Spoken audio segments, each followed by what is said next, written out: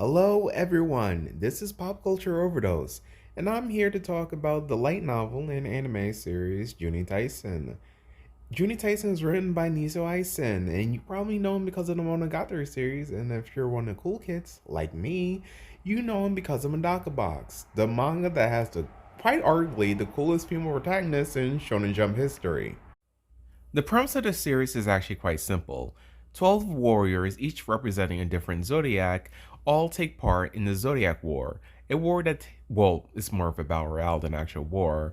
They take place in this Zodiac War. It takes place every 12 years. And basically, they all have to fight each other to the death in order to have their one very wish granted. It can be whatever wish they want, and it shall be granted by the master of the game. Now, I want to say that this anime uses the Eastern zodiac. So instead of seeing stuff like Taurus, Sagittarius, and Leo, you have boar, rat, dog, chicken, stuff like that. So I found that to be very unique. I didn't really pay attention to the Eastern zodiac before I watched the show. And I think I watched it right when it first came out, but I took a break because Funimation made a dub a few weeks after it first came out. And to be honest, I'm really a dub only fan, so I just waited a bit and watched the dub version instead. As I say, that was quite a while ago. I think it came out in 2018, 2017. So it has been quite a while. It has been quite a few years since I did watch the show, but I recently read the novel version last month, so the events of the story are still fairly fresh in my mind.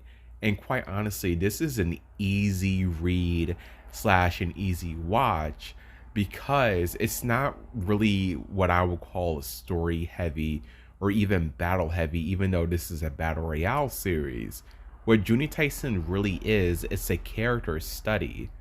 We delve into the psyche of the different characters, know their modus operandi, get a good feel of their personality. It's very brisk because we don't have a lot of time dedicated to each character, but the main enjoyment of the series is analyzing each character and learning who they are as a person. And that's really the main appeal because the battles themselves are incredibly short. They only get decided in a few seconds, like a minute at most. They're just over just like that. When you read the novel, the battles only last about a page or two. So if you're going to the series expecting to have this really action heavy, intense, epic fight scenes because you see it's a battle royale show, you're going to be disappointed because the battles are not the highlight of the series. It's the dialogue, the character interactions, and the backstory. And if you are familiar with Niso Ice and his works, this probably won't be surprising because that's the kind of guy he is. He cares more about character interactions and backstories than any eventful action or battles. People love him because of that. I have mixed feelings about his writing styles. I feel like his writing style can be very hit or miss. He can be really good when he wants to, but other times his style can be incredibly grating. But I've gotten used to it over time. I think he's definitely better than an average writer, especially by light novel standards. His writing is definitely infinitely better than the average light novels that come out nowadays. Even at his absolute worst, he's still better. But let me not go on a tangent because I can make a whole effing other video about how I feel about modern light novels, but I digress.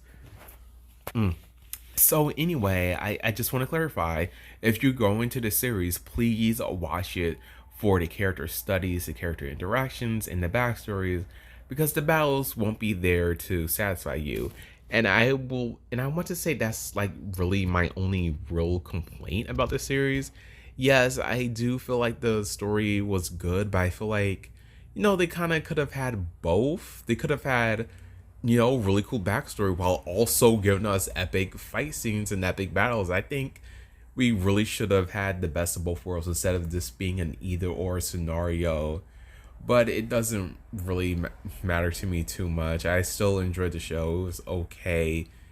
And also I want to say that it is a sport. Like, as you watch the series, you will know who dies next due to two very important things. First of all, the people die in the reverse order of the Eastern Zodiac, meaning I think Boar is at the very end of the Eastern Zodiac, and she's the one who dies in the first episode. And I know that's technically a spoiler, but I think that's the main thing that drew people into the series. The fact that the person we thought was going to be the main character, she ended up getting killed in the first episode.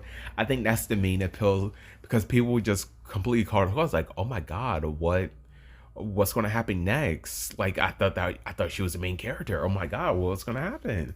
And I think that was like really a really cool way to start off the series. So, like I said, it follows a reverse Eastern Zodiac method. Boris at the end, she gets killed, and so on and so forth. So, the second to last Zodiac gets killed at next. I'm not going to say who it is. You're going to have to watch and find out. But if you do know the Eastern Zodiac, you already know right off the bat who is going to die first and who's going to be the survivor. But it's still really fun. And also, each episode is specifically dedicated to each character. So if a character is having a lot of screen time and backstory one episode, that's the episode they're gonna die in. Like it's a show that gives you a bunch of character info and backstory right before they kill off the character. It's one of those type of shows because really anyone could die in this series, and that's why I love it. So even if Juni Taisen has certain elements that make it seem like it's predictable, it still keeps you on it still keeps you on your toes because you don't truly know what's going to happen next or how it happens. There are if there's a good handful of plot twists here and there to really surprise viewers and readers to keep things fresh. In case you're wondering, I was born in the year of the rabbit, 1999, which aligns me with the character named Rabbit. And as you watch the show, you'll find out he's probably the deadliest character of them all. He has the power to turn people he kills into his own zombie warriors. And that just drives a lot of the battles in the series because he just amasses this larger army of zombies and he just causes so much havoc. And he was definitely a very fun character to watch. He was also kind of creepy because this guy is definitely mentally unhinged and he's like just completely mentally off. We don't even know his backstory. He's a type of character that's completely shrouded in mystery, so we don't really know a lot about him. He's like just weirdo psychopath who came from nowhere, and I still really liked him as a character. If I had to choose a favorite character, it'd definitely be Horace because he's this really handsome, buff guy who has the most durability out of any of the other characters. And yet he's really shy and nervous. He just hates conflict, he hates fighting, and he's just so scared a lot of the time. And I think that makes a really good contrast. Yeah, I could definitely see myself in him the most because I'm also the kind of person who tries to avoid conflict. Really don't like getting into fights and things like that. And I feel like Horse, his personality most resembles the Western zodiac of Taurus, which is also what I am. So that makes me a rabbit Taurus. I feel like Horse was just a really chill character. I could definitely relate to his anxieties and stuff, and I also really liked his character designs. And there was also Monkey. I also loved her character because she was a pacifist. She's the one who always wanted to keep the peace. She wanted to get along with everyone. And she is known for stopping around 200 or 300 wars through peaceful means alone. And I just really respect her character. I definitely love what she stands for. She just wants to keep the peace. She wants to stop wars. She wants everyone to get along. And I definitely agree with that. I loved her as a character also. Overall, Juni Taisen is a very fun show to watch. It has great English voice acting. The soundtrack is also pretty good. The animation is okay. The character designs are great. It's very easy to get invested in these characters. So I do think it's a great show to watch.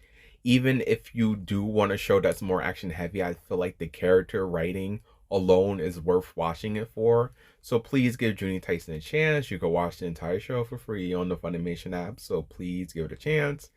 And consider buying the light novel or reading the manga version if you truly enjoy it, because each adaptation does something different. The anime, novel, and manga are all different from each other. To add little details to make it feel more interesting, which I really like. The anime in particular, it adds a lot more backstory to the characters, and I really like that because the anime really feels complementary towards the novel, because you get to know even more about these characters and enjoy them rather than just reading the novel alone. So please go watch Juni Taisen or even read it. Maybe even do both. I don't think you will regret it. Peace out.